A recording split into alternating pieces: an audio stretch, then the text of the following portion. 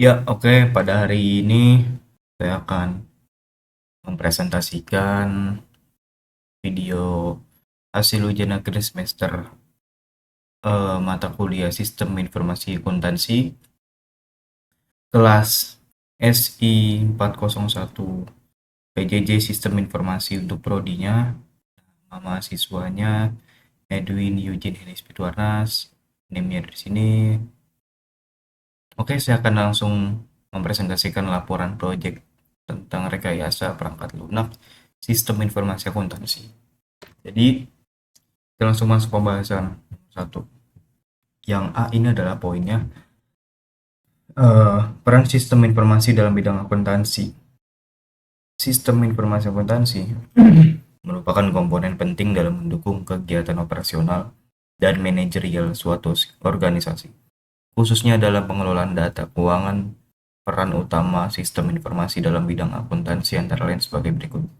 Yang pertama adalah sebagai sarana pengolahan data keuangan. Ini sistem informasi yang berfungsi untuk mengumpulkan data, mencatat, serta mengolah data transaksi keuangan secara sistematis dan integrasi. Yang kedua adalah penyedia informasi keuangan yang handal.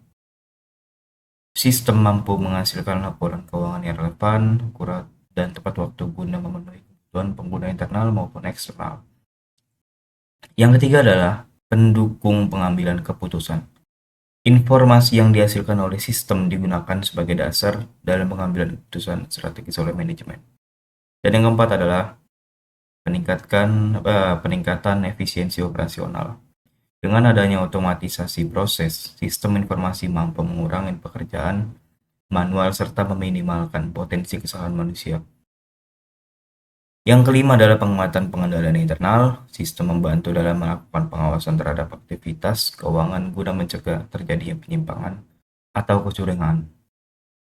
Oke, langsung masuk ke B, poin B, yaitu pentingnya sistem informasi akuntansi. Keberadaan sistem informasi akuntansi dalam suatu organisasi memiliki tingkat urgensi yang tinggi dengan alasan sebagai berikut. Meningkatkan efektivitas dan efisiensi proses akuntansi. Ini membuat proses pencatatan dan pelaporan menjadi lebih cepat dan sistematis. Dan yang kedua adalah menjamin keakuratan data. Ini membuat sistem mengurangi resiko kesalahan yang umumnya terjadi dalam proses manual. Dan yang ketiga adalah menyediakan informasi secara real time. Ini berfungsi sebagai informasi keuangan yang dapat diakses setiap saat sesuai kebutuhan pengguna. Dan yang keempat adalah mendukung kepatuhan terhadap standar dan regulasi. Juga ini memastikan sistem bahwa laporan keuangan disusun sesuai dengan standar akuntansi yang berlaku, juga ada regulasinya. Dan yang kelima adalah meningkatkan transparansi dan akuntabilitas.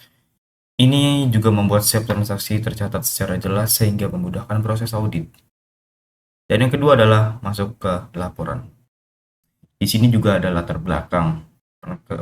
Yang poin A itu latar belakang. Perkembangan teknologi informasi yang pesat telah mendorong organisasi untuk beralih dari sistem manual menuju sistem berbasis komputer.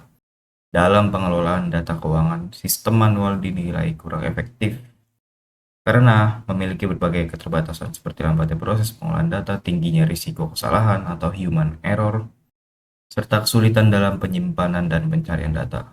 Oleh karena itu, diperlukan suatu sistem informasi akuntansi berbasis perangkat lunak yang mampu mendukung pengelolaan data keuangan secara lebih efektif, efisien, dan akurat. Yang poin B adalah tinjauan pustaka.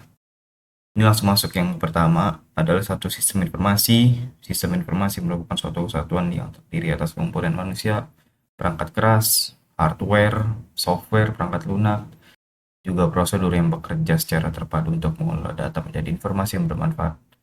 Yang kedua adalah akuntansi. Akuntansi adalah proses identifikasi, pencatatan, dan pengklasifikasian, serta pelaporan transaksi keuangan suatu entitas.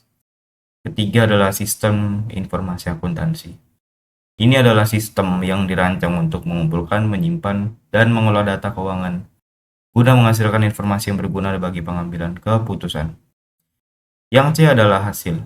Langsung masuk ke analisis sistemnya. Ini dilakukan untuk mengidentifikasi kebutuhan pengguna dan spesifikasi sistem yang akan dibangun. Adapun komponen utama dalam sistem meliputi input, data transaksi keuangan seperti penjualan, pembelian, dan pengeluaran. Juga poin B adalah proses, ini pengolahan data transaksi menjadi informasi keuangan. Dan output, ini laporan keuangan yang informatif dan terstruktur.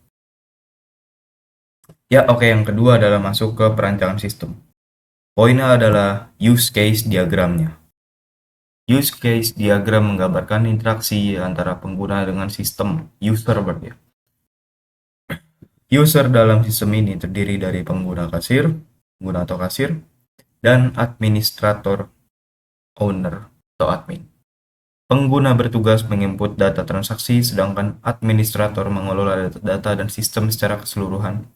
Di sini ada gambarnya. Di sini ada admin, dia hanya bisa login, lalu melihat input barang atau pemilik ini ya, dia hanya bisa login, dia bisa input barang, dia bisa lihat barang. Input barang ini dalam arti input misalkan barang A, diinput juga harganya, diinput juga harganya, deskripsinya, tuh ini barang ini bagus atau tidak gitu.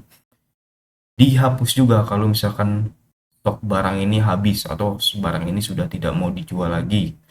Ini bisa barangnya di delete dari situsnya yang login ini ya. Lalu diedit seperti tadi.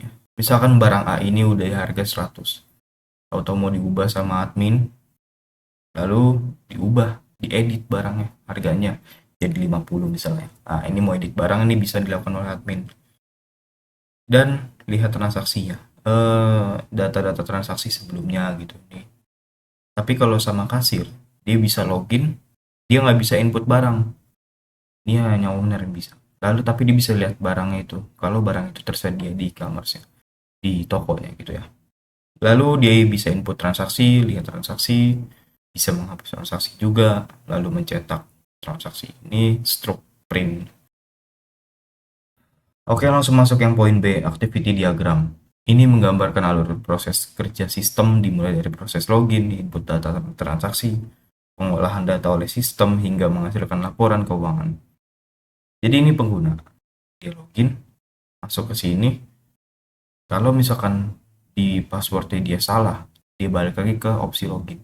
Tapi kalau misalkan dia masukin passwordnya benar, langsung masuk ke halaman utama.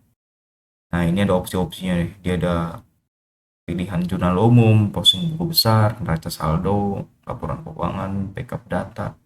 Kalau misalkan dia pencet jurnal umum, dia langsung ke pencarian, habis itu hasil dari preview jurnal umumnya, lalu langsung ke logout. Sama dengan posting buku besar, pencarian, preview buku besar, lalu langsung masuk ke logout. Tapi dari posting buku besar ini, bisa langsung ke logout langsung. Jadi nggak pakai preview buku besar. Ya, untuk neraca saldo, dipencet neraca saldo, muncul, kelihatan neraca saldonya berapa, langsung habis itu masuk ke opsi logout. Untuk laporan keuangan sendiri, dipencet ini misalkan, ini bisa langsung ke logout, tapi bisa juga langsung ke arah opsi lagi. Itu rugi laba, perubahan modal, lalu neraca. Habis itu di antara tiga ini, tiga-tiganya langsung masuk ke logout. Lalu opsi kelima adalah backup data. Ya ini mana yang ini di mana langsung mengarah ke logout. Oke, langsung masuk ke poin C, Entity Relationship Diagram atau ERD. ERD digunakan untuk menggambarkan struktur basis data yang terdiri dari beberapa entitas, utama antara lain entitas user, transaksi, akun, laporan. Relasi antara entitas dirancang untuk menjaga integritas dan konsistensi data dalam sistem. Yang pertama adalah entitas transaksi. Ini ada ID, ini poinnya di ID, poin utamanya ID. Yang kedua adalah date atau time atau tanggal, tipe jurnal, journal type, description, deskripsi, related entity, posted. Lalu entitas entries ya. Ini ada transaksi ID. Ini masuk yang nomor pertama tadi nih. Terus ada sequence number. Ini jadi dengan rangkap 2 nih. Dengan rangkap 2. Lalu langsung masuk ke akun number, debit, kredit gitu. Lalu yang ke berikutnya adalah chart of account.